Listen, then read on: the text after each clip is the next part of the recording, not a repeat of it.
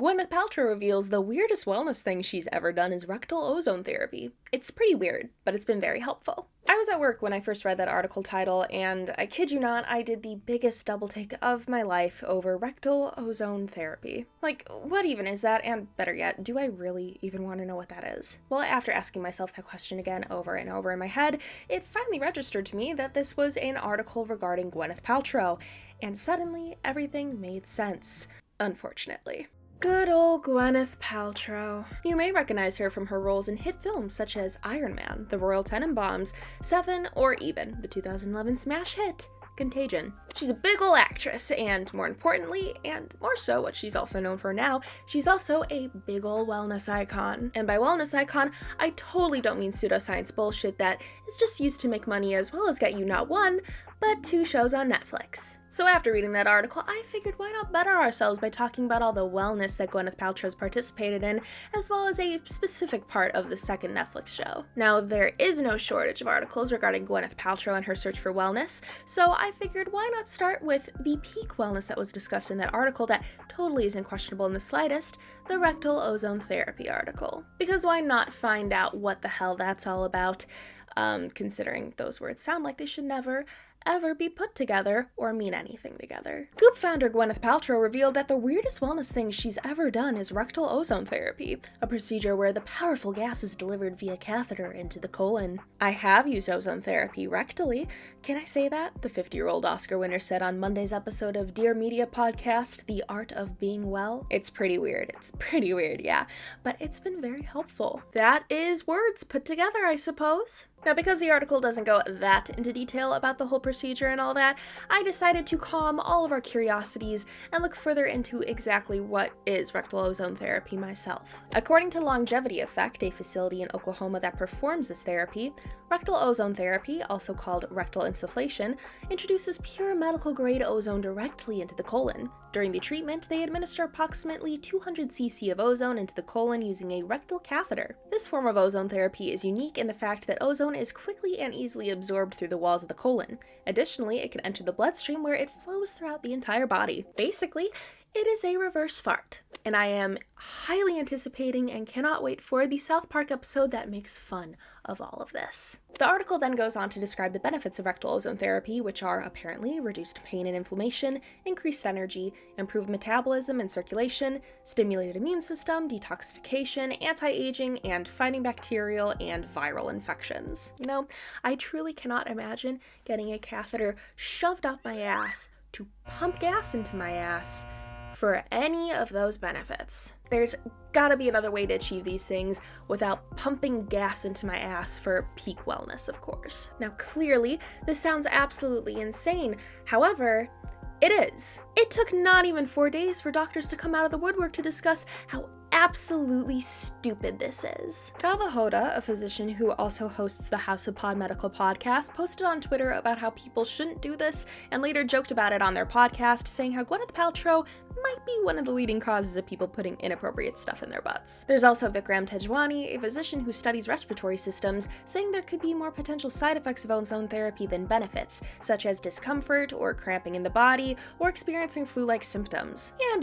there's also the tried and true FDA not yet authorizing the use of ozone therapy, also stating in 2019 that ozone is a toxic gas with no known useful medical application in specific, adjunctive, or preventative therapy. So, the educated consensus, at least for pumping gas into your ass for wellness, is just not about that. But hey, I am positive that Gwyneth Paltrow knows more about health and wellness and all that than, people with degrees who studied this shit. Now, the rest of the article talks about more things that she says in the podcast regarding what she's doing for wellness, so I figured I should show you a clip of the podcast now, just to give you an idea of what she's also receiving pushback on, just coming out of her mouth and all that. What's your wellness routine look like now? I eat dinner early in the evening. I do a nice intermittent fast. I usually eat something about 12. And in the morning, I'll have some things that won't spike my blood sugar, right? So I have coffee, but I really like soup for lunch. I have bone broth for lunch a lot of the days. Try to do 1 hour of movement. So I'll either take a walk or I'll do Pilates or I'll do my Tracy Anderson.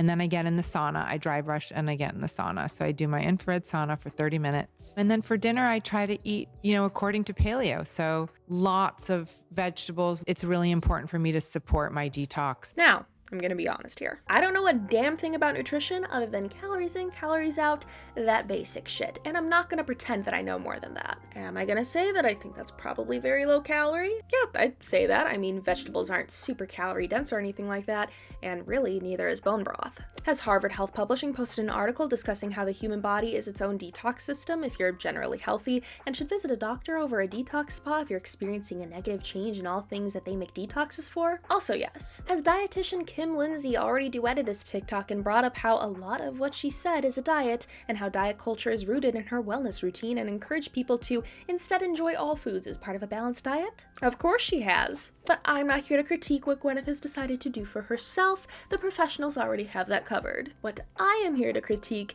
is Gwyneth's response to the pushback she received for this, because it's truly an interesting admittance of something. Hi.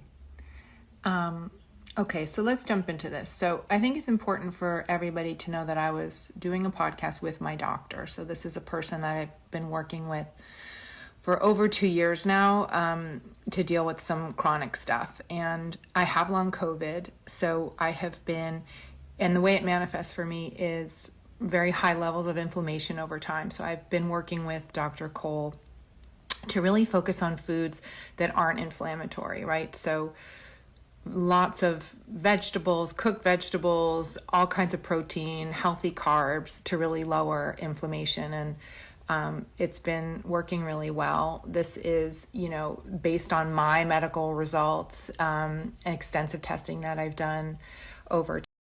So just to finish, this was a transparent look at a conversation between me and my doctor. It's not meant to be advice for anybody else. It's really just what has worked for me, and it's been very powerful and very positive. This is not to say that, I eat this way all day, every day. And by the way, I eat far more than bone broth and vegetables. I eat full meals. And I also have a lot of days of, eating whatever I want and eating, French fries and whatever. But my baseline, and it really has been like to try to be healthy and to eat foods that, will really calm the system down. So I hope that helps. Now, as she says in this clip, this is all stuff between her and her doctor. This is her talking to her doctor and all that.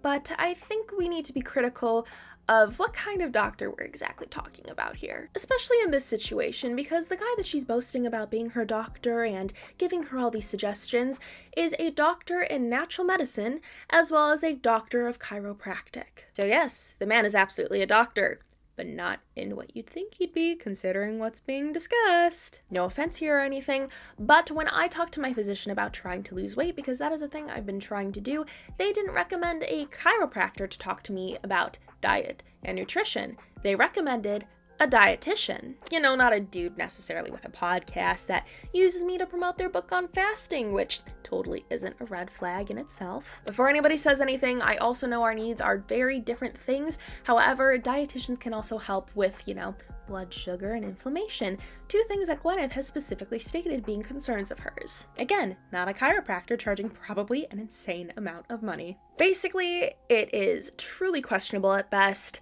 already disproven by people who are heavily involved in those fields at worst, but hey, it's backed by the queen of goopy goodness herself, so it must be good. Which, the questionable at best and disproven by professionals at worst seems to be a running thing here for Gwyneth Paltrow, considering her company Goop. For example, Goop is selling a $66 jade egg that is meant for your vagina. No, I did not make that up. There's the proof. The egg supposedly harnesses the power of energy work, crystal healing, and Kegel-like physical practice, and upon insertion, you'll feel that good old connection with your body by squeezing the egg. Listen, if you are a fan of crystal healing and energy work and all that, you do you. But the minute that somebody comes up to you and says, "Ah yes, you see this beautiful lovely rock? If you put it up your vagina, it will just cure every single ailment you have. Good for the energy work, good for the soul. Did I mention that it is $66? I sincerely hope that you have the singular brain cell to question it, and also a second brain cell to look at that person and say, no, actually don't think I need that. Now, you may be thinking that this isn't nearly as insane as it could be for Goop standards.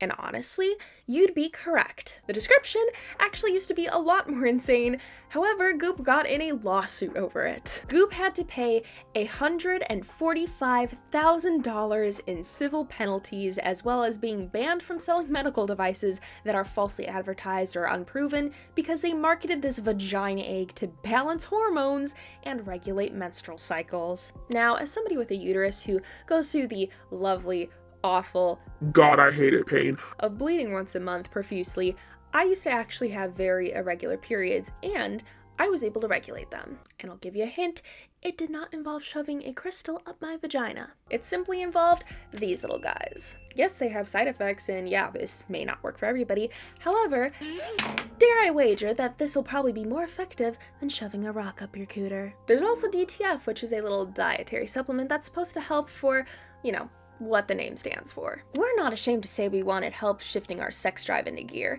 and we also know we're not alone. Everyday stress and anxiety, hormonal fluctuations, and fatigue can all impact female libido and sexual health, which is why we formulated DTF with 3 key ingredients to support healthy sexual function, vitality, and mood in women. These statements have not been evaluated by the Food and Drug Administration. This product is not intended to diagnose, treat, cure, or prevent any disease. Gotta love that random disclaimer to end all that. But it is probably necessary for them to have that disclaimer there because, first of all, there is no one-size-fits-all solution to low libido. Paired with that, Timothy Caulfield, the research director of University of Alberta's Health Law Institute, called this explosive noise due to the lack of research backing the benefits it claims to have. Basically, them promoting these little supplements and the claims backing them is how my mother acted when she told me that weed was the end-all be-all to my mental health issues. Was she right? Maybe. You know what would help more though? Seeking actual professional help as well as getting on actual medication, not just getting stoned. It's fun and all, trust me. However, to be completely honest, just perusing the Goop Wellness Shop just tells me enough about Goop itself. It's really just overpriced products to make you feel like you're achieving this clearly unattainable goal of wellness that the more you spend, you get a little bit closer to, but not close enough. Just warn me when she starts using her Goop employees to filter and distill a life-giving essence, because I feel like that's where we're headed at this point. Now, I want to get into the second Goop show, and specifically the big red flag in that show that I've seen nobody really talk about before, but I first want to get your feet wet a little and just give you the abridged version of some of the questionable and weird shit that occurred in the first Netflix Goop show. Energy healing is a thing that exists, and energy exorcism can release stress and trauma, and the practitioner in the show claimed it's proven by quantum physics double slit theory. Cold exposure therapy has a range of benefits, including hormone balancing, stress reduction, boosted immune response, and more, with absolutely no downsides, obviously. And psychics aren't actually full of shit, sometimes you accidentally just read the wrong person in the room, wires get crossed and all that, and anyone who thinks this is bullshit is just so simply closed-minded. Basically, it's all very cherry-picked, doesn't put things in proper context, is more harmful than anything, and they don't go over possible side effects or even how some things in this may actually fucking kill you. But it must be okay because all the employees had a grand old time, and there's a little legal disclaimer at the beginning of every episode. Goop sure loves using those now after that lawsuit. Anyways, that's just a bit of the unproven or questionable stuff from the first Goop Netflix show. The second show, however, having sex, it's a show about sex, we're gonna talk about sex. That's a completely different ballgame. Sex, Love, and Goop is a show that I actually watched when it first came out because I am a hater first and foremost, and I really wanted to see if it was just as bad as the first Netflix show. Oddly enough, I remember watching it and thinking, oh, it's actually not that bad, genuinely. It's not that bad. And then it got to a certain scene that I can only describe as simply getting cucked in the name of therapy. Sex, Love, and Goop decides to take a turn into sexological bodywork, a therapy that is incredibly and quite literally hands-on, where the practitioner touches the client's genitals and may even penetrate them with their hands. This is what occurs in the episode, and it basically shows the couple having an orgasm from the practitioner's work. Now, the reason I wanted to talk about this is because of the controversy due to the quite literally hands-on approach that this practice takes. And also because it's... what's the word again? Oh, yeah. Illegal. It's considered sex work in 49 out of 50 of the states in the good old US of A, which is a whole other conversation itself that we don't have time to get into right now. While in the UK, it isn't considered sex work, but you need serious training for it. There's also the issue of consent here, which practitioners say is basically key for their practice. However, at least in Canada, advanced and implied consent doesn't exist in the eyes of the law and creates problems for this practice in Canada. And in India, for example, there is no license or certification needed to call oneself a sex therapist and practice this. So everything is just all over the place in terms of what's what with this practice, depending on where you live. Also, looking back at the US, from the American Board of Sexology website, a certified sexologist is not required to have a medical degree, doctorate, PhD, master's, bachelor's, or associate's degree to obtain the certification of sexologist. All they need to do is have a certificate of completion or a license in the field related of sexology or document their work in field. If sex bot gets legalized, will that mean they can legally do it? That's kind of up in the air. There's really no guidelines that I found on it in the US since it's practically illegal nationwide. To me at least, the guidelines for everything vary a lot when they are searchable, legalities are all over the place, and truly as revolutionary as this may be, since it did seemingly help the couple in the show, it is questionable, and Goop backing it isn't necessarily the best sponsor, all things considered. Personally, I think a practice that is so sensitive as this, with consent being a very key factor, but at the same time, credentials and qualifications being varied all across the board, I genuinely think this is going to be exploited very easily, considering tamer practices and professions have also been exploited for terrible gain. Seriously, if you want an example of this, go down the rabbit hole as to why morgues typically want to hire women and not men. Seriously, that's exploitation at its finest. There's probably multiple things you can try before this, and as revolutionary as it is, I think it's a very odd thing for Goop to promote given legalities and regulations. But I guess if you have Gwyneth Paltrow financially backing you, you might as well try the weird shit she wants you to do for her version of science. Now, the fact that every single thing I have talked about today has some sort of caveat or a doctor coming out of the woodwork having an actually moment, I am just so bewildered about this woman and everything she does. I might do a separate video on this in the future, so all I'm gonna say for now is, in summary, the fact that everything this woman has taken part in, either herself or through her guinea pigs, employees, and is selling through Goop has been questioned and proven to be unfounded or had other concerns raised from doctors. Not gonna lie here, something ain't right with that woman. But hey, if you're Gwyneth Paltrow and you have all the money you could possibly ever need, why not throw it at a couple ventures that might make you more money and, who cares about the collateral damage? Thank you guys so much for watching this genuinely overly researched video on Gwyneth Paltrow and Goop. I truly did more work than I rightfully should have, considering it's Goop that we're talking about here and Gwyneth Paltrow.